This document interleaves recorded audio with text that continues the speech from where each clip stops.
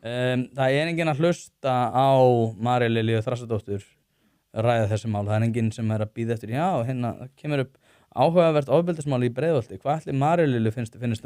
Ég held að öllu sé drullu sama, ég held að við vitum alveg öll að við þurfum að vera að takast á við þetta. Við eigum ekkert að vera feimin við það, við þurfum bara að ræða þessa hluti. Því að ef að þessir hlutir ekki ræddir, þá munum við bara fara sömu leið að Evrópa, þar sem allt komið í algjört höng og bara svona varhugaverðir stjórnmálamönnum vex fiskur hrygg. Þannig að, en ég held aftur á móti, þessi vandi náttúrulega miklu smærri hér á landi heldur en hann þar. En við þurfum þá bara að kæfa þetta í fæðingu og vera bara hörða á því að ef að þú ert að koma til Íslands þá ert þú að koma til Íslands og ef að þú getur ekki aðlagast þessu samfélagi sem þú ert að koma til að þá hefur þú ekkert erindi.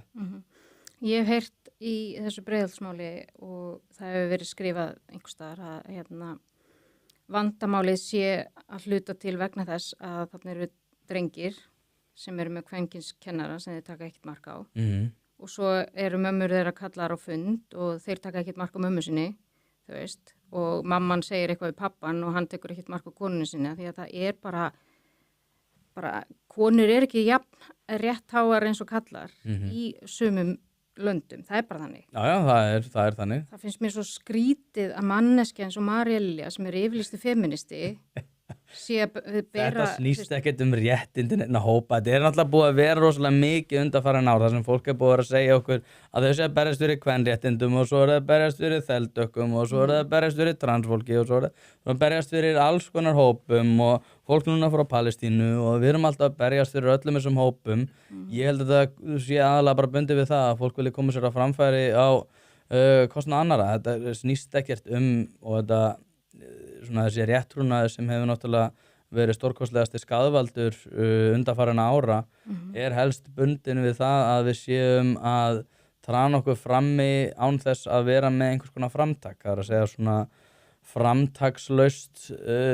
framtakslausa hillingu. Að við séum einhvern veginn rosalega mikið að hampa fólki fyrir það að vera að taka einhvers konar umræðu og vera að passa upp og að hafa ekki fordóma í samfélaginu og eitthvað þannig. Þetta fólk hefur engan áhuga á fordómum, hefur engan áhuga á mannréttindum, hefur engan áhuga á að takast á við ofbeldi. Þetta allt ella og við vitum alveg, það vita alveg allir að þessir hópar sem eru að hoppa á hvern einasta málstað í gríð og erg, alltaf fyrst á tendra kyndlana og vera alltaf að tala um það að þau séu að fara að bjarga þessum og hinum hópunum, hefur ekkert með mannréttindi, fordóma, ofbeldi að gera. Þetta hefur bara með það að gera að þau vilja koma sér á framfæri og fá einhverja hillingu fyrir það á samfélagsmiðlum. Þetta eina sem þetta snýst og það orðið svo augljóst að þetta eiginlega orðið aðhlátursefni. Já. Þannig að þú vilt meina það að sé svona, já, það sé verið frekar að reyna, já, þetta bara svona að vera að blása og...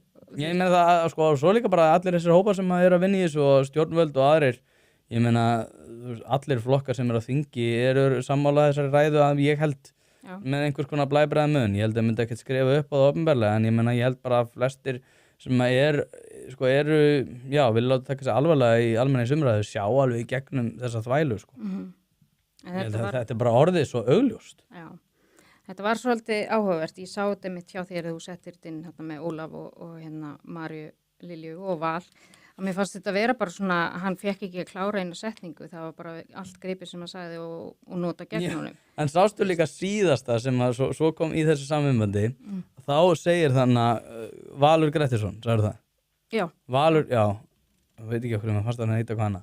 Valur Grettisson allavega segir hérna, með minnir að Björn Þorláksson segir hérna, já, það er svona búið að vera svolítið erfitt að taka þessu umræðu hérna og þá segir hérna Valur, já, við höfum kannski bara verið aðeins svo frjálslynd og ekki tilbúin til að taka svona raunverulega umræður þetta og við höfum einhvern veginn átt svo erfitt með þetta og þá segir Björn Þorláksson sem mjög áhugavert, hann segir þannig að ég meina það er ástæða fyrir því að fólk vill ekki eiga þessu umræðu.